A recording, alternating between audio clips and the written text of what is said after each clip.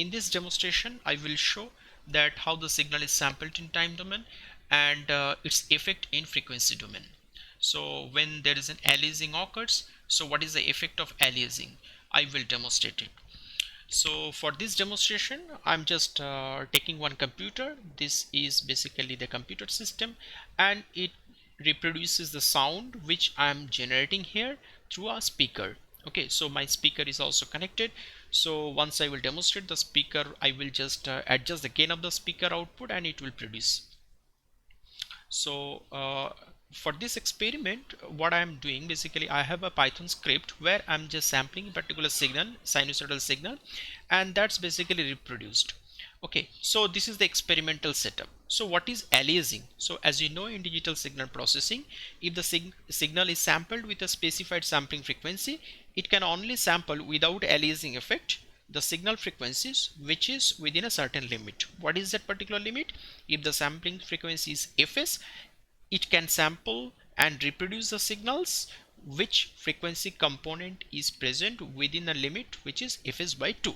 So let's say, for example, if my sampling frequency is 8 kilohertz, I can sample a signal and reproduce it properly if the signal frequency within a limit from 0 to 4 kilohertz.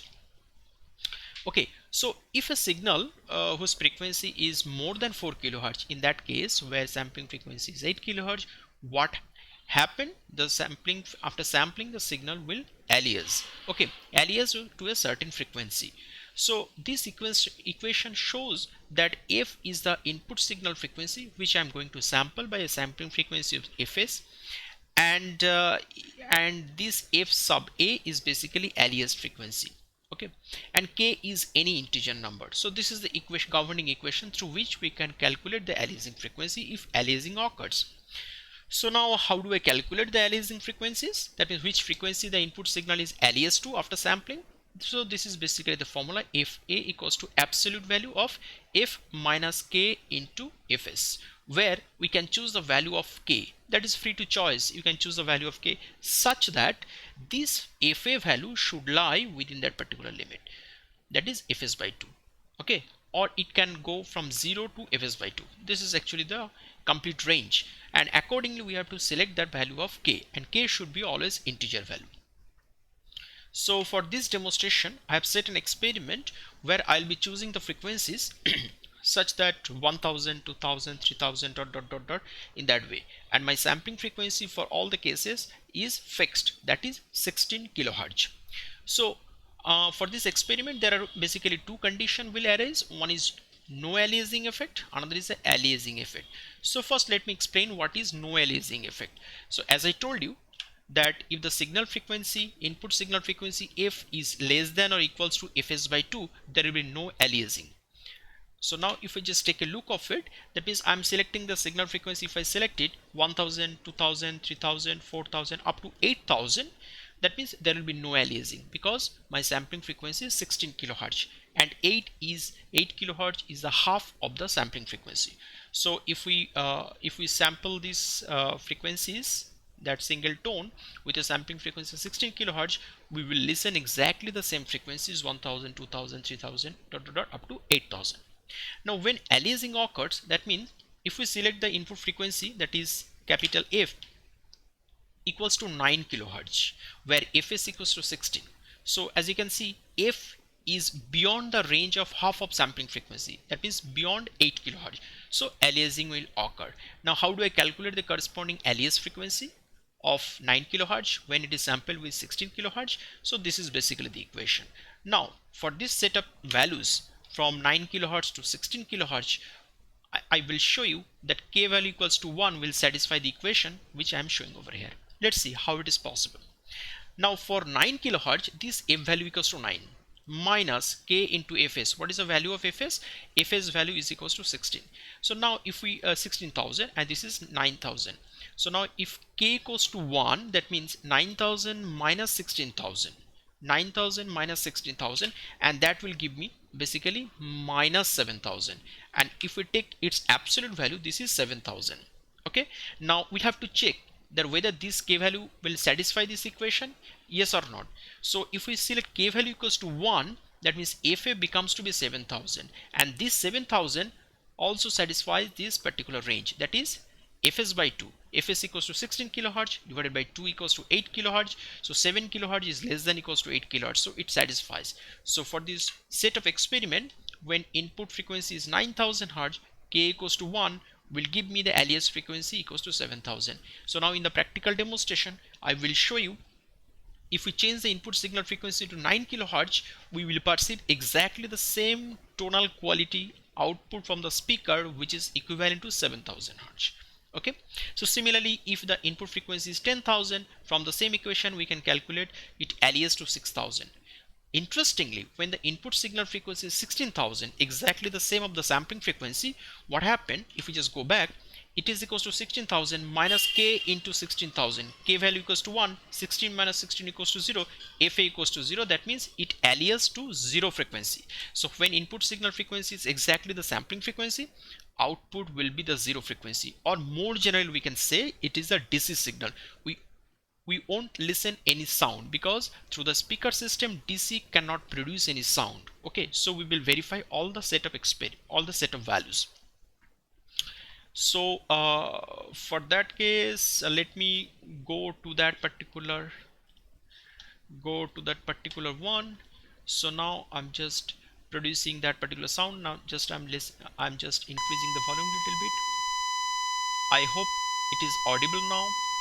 Okay, so now this is 1000 hertz. So this is the corresponding signal and this is the corresponding frequency.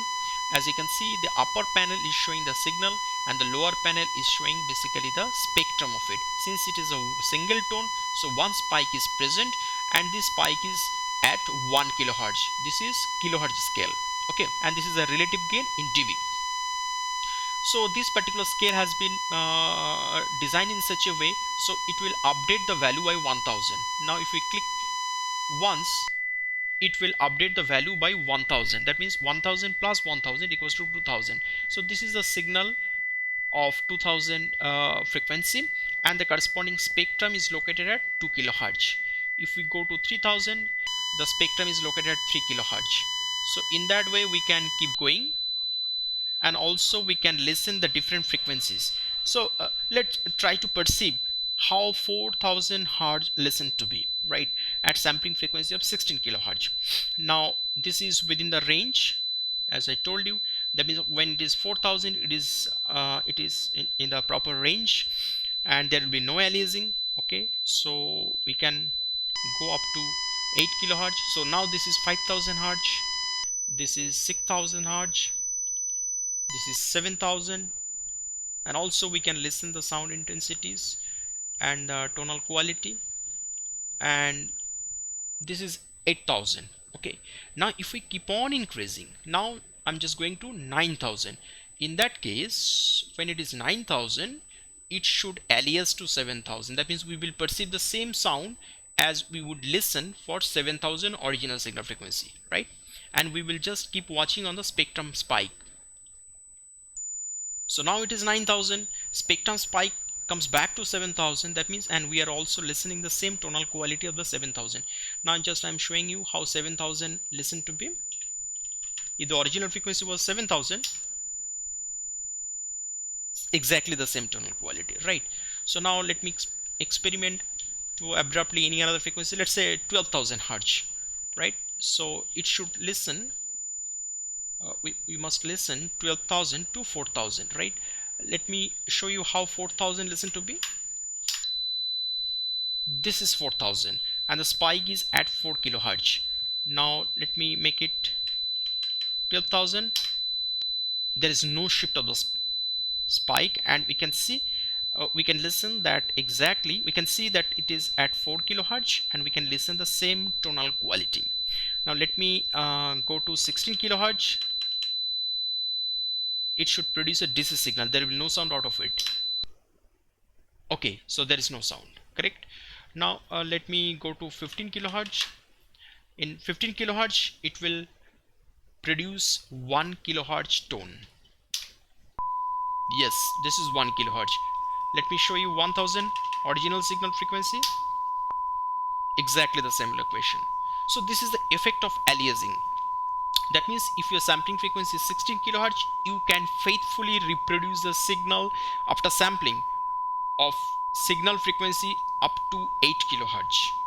Okay, and if you go beyond that and still sample with the same sampling frequency 16 kilohertz, there will be aliasing. That means the signal will distort it and come back to its fundamental range 0 to fs by 2.